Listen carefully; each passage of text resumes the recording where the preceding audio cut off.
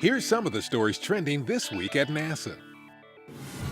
The 21st NASA Extreme Environment Mission operations got underway July 21st in the Florida Keys. NASA astronauts Reed Wiseman and Megan McArthur are part of the international crew of Nemo 21 Aquanauts performing research during the 16-day mission, which takes place about 60 feet below the surface of the Atlantic Ocean in the Aquarius habitat, the world's only undersea science station. Simulated spacewalks are designed to evaluate tools and mission operation techniques that could be used on future space missions. Nemo 21's objectives include testing a mini DNA sequencer similar to the one NASA astronaut Kate Rubins also will test aboard the International Space Station, and a telemedicine device that will be used for future space applications. The mission also will simulate communications delays like those that would be encountered on a mission to Mars.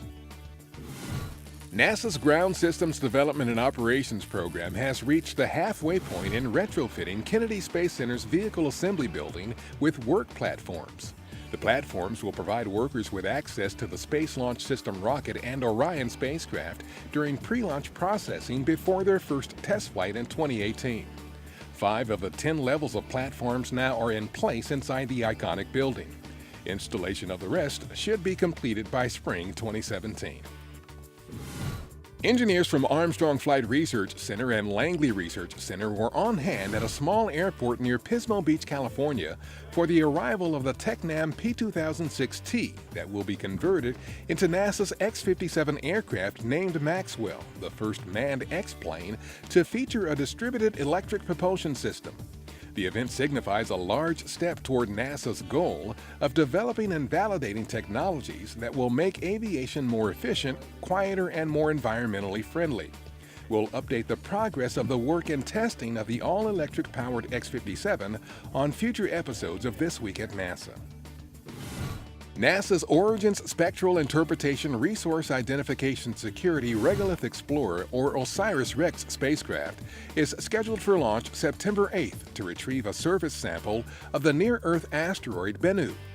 One of the science instruments aboard the spacecraft, the OSIRIS-REx Visible and Infrared Spectrometer, or OVIRS, uses visible and near-infrared imaging technology to find areas of the asteroid potentially rich in organic molecules. The science team will rely on OVIRS to identify possible sample sites of high science value. OVIRS works in tandem with another instrument, the Thermal Emissions Spectrometer, or OTES, which images in the thermal infrared. Using both instruments enables the spacecraft to map the entire asteroid over a range of wavelengths that are most interesting to scientists searching for organics in water. Astronaut Kjell Lindgren was one of several NASA representatives at Comic-Con International July 21st through 24th at the San Diego Convention Center.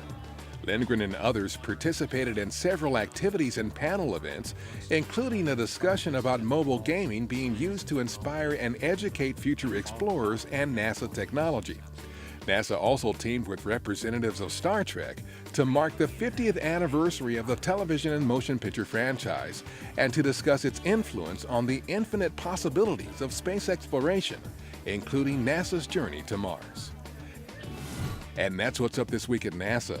For more on these and other stories, follow us on social media and visit www.nasa.gov/twan.